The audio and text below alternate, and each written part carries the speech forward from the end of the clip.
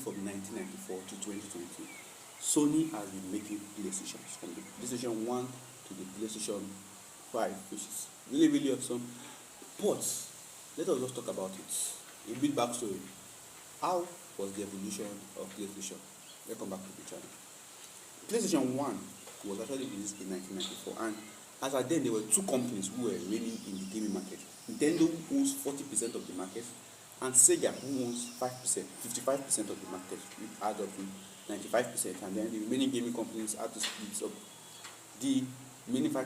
But then Sony decided that they want to join the race, and then they released the PlayStation 2. And then they had this brilliant solution in mind. First of all, they gave it a 2 megabyte storage, which is really, really small compared to what we are using today. They gave it a 2 megabyte storage for the PlayStation 1, a 2 megabyte storage, and a 480 pixel resolution.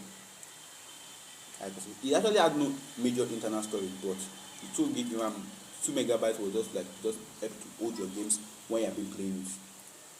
And it was actually, when it was actually released, it was actually the most powerful console as at that time.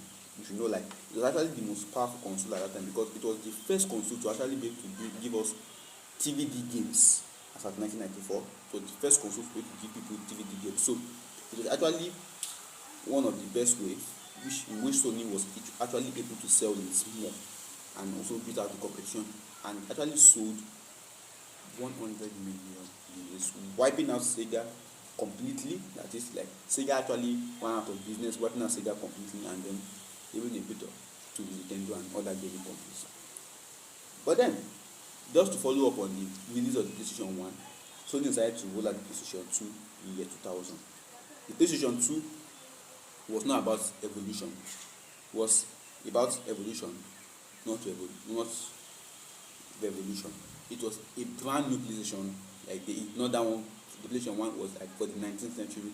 Then we have the PlayStation 2 for the 21st century. Like, it was really, really good. It has an updated software, which is not like other games. It had updated software, updated hardware, and has 12 times the processing power of the PlayStation 1, which is not something that I know to because processing power, but has 12 times the processing power of the PlayStation 1, and then 16 times the RAM. That is, it now has a much more bigger RAM than the 2 megabytes that PlayStation 1 had, and 63 times the amount of storage it has with 8 megabytes. So it's not that, it's not something that's big. And the PlayStation 2 now gave the TVD imaging, which PlayStation 1 has, a bit of rendering, that is advanced rendering, whereby the light can fall on things. It was no more in a blocky form the way the PlayStation 1 was when it got released. It was now much more in curvatures, whereby you see deflection of light on things, and it was really, really good. And it was so good, the PlayStation 2 is the best-selling console in history. No console has beaten it out yet. It has sold 158 million units, and that was one of the reasons why I also sold that kind of amount, was also because of the controller. Because the controller also comes with a dual shock rumble technology, whereby anytime your car or your game hits something, the controller will actually vibrate and you need to feel it on the controller. And it was also the first time gamers were actually able to play games online with other people from around the world, which was something that actually sold it and smashed it. And then everything was going well until Sony actually screwed up, because they just screwed up with the PlayStation 3, which was released in 2006, in 2006. The PlayStation 3 was great. This was when internet was starting to become a big deal. Google was released, Facebook was released. It was time the internet was becoming a big deal, and then so they had to focus mainly on the internet and then not like on the softwares or on the console itself. So they like went outside, let's say outside the box, something like that. They went outside the box. This was the first time they gave the controller, it was now wireless. The controller of the PlayStation 3 was now wireless, and it has a custom self-processor within it. So that alone also made the PlayStation 3 more expensive, going for about $500 in today's month. So it was actually expensive on its own, but still, no, not $500, $869 in today's month. But still, it still has some amazing features which made it stand out from the PlayStation 2. Some of the amazing features were it was 35 times faster than the PlayStation 2 and 384 times faster than the PlayStation 1, which is insane. It's and funny thing enough, because of the processors chip, the custom made chip in it, which were made by Nvidia. Because of those custom chip made in it, the PlayStation 3 was so powerful that people actually started using it for supercomputers, way to make AI at the end and be able to diagnose cancer. And people were able to donate the storage or the processing power of their PlayStation 3 online to be able to diagnose other sicknesses for the medical. The PlayStation 3 was still breaking boundary. It now has a resolution of 512 by 240 compared to that of the PlayStation 2, which was really lower than that.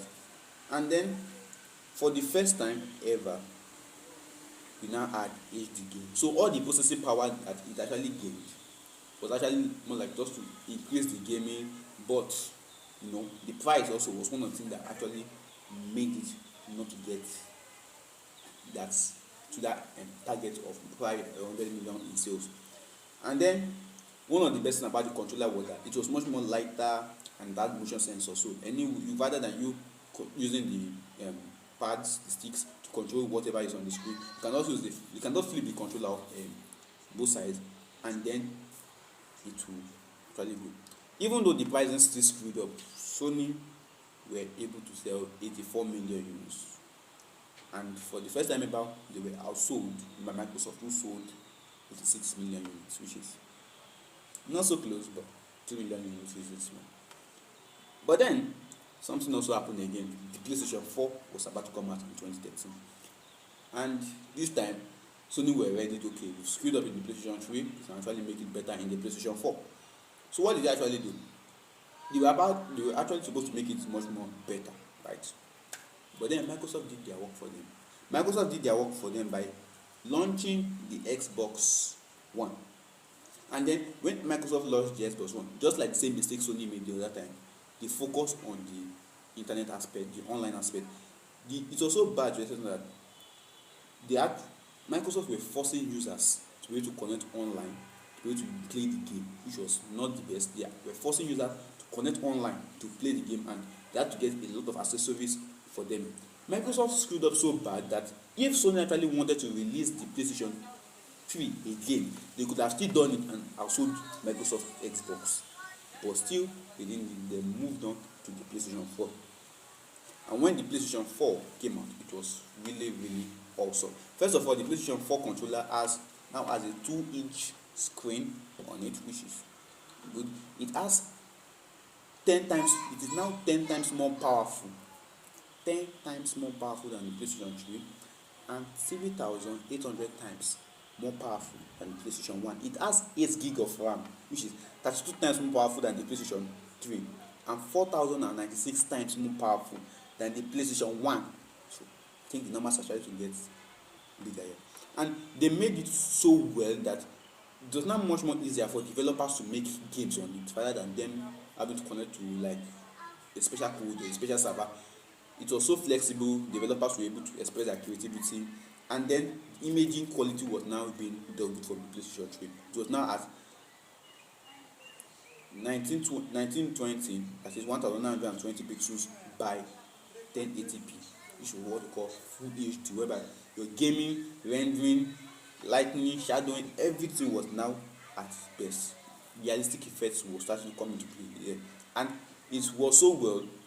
It actually sold 120 million units, which is awesome, almost up to the age of the PlayStation 2, right?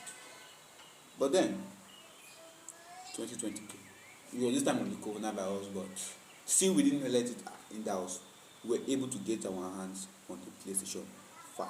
It was so good, the most futuristic design a gaming console has ever had. It was really good, and it was not just having a beautiful design on the outside, but the internals were also keeping up. First of all, it has 16 gig of RAM. It's same as your Samsung Galaxy S24 Ultra. Not bad. And it has a good graphics processing unit, and it was 8 times more powerful than the PlayStation 4. And if you think that is a big number, it was 50 times more powerful than the PlayStation 4. 50 times more powerful than the PlayStation 4. And when you now compare the PlayStation 5 to the PlayStation 4, the PlayStation 5 is 30 million times, approximately, is 30 million times more powerful than the PlayStation 1. So you can arrange 30 million PlayStation 1s, and still they won't be able to match the power of a single PlayStation 5, which is really bizarre. Now the resolution was also doubled from the PlayStation 4. It was also doubled to 3840 by 2160, which is, or you can call it full 4K. We are expecting PlayStation 6 to probably come out with 8K, but as of now we are having full 4K resolution, and it was 4 times more better than the PlayStation 4. And one of the major things about the PlayStation 5 was that it was able to do ray tracing. That is, where light falls on, it was giving this really realistic effect. So on the metal, if light falls on the metal, it was able to differentiate, not just falling on the entire metal, probably on one side in darkness, when light you are passing through a shadow, or you are passing in underneath place. Everything was really great. We don't actually know how many PlayStation 5 units have been sold yet, like the major number is still getting sold. But one thing we know majorly is that the PlayStation 5 sold over, last time I checked, it was sold over 70 million units.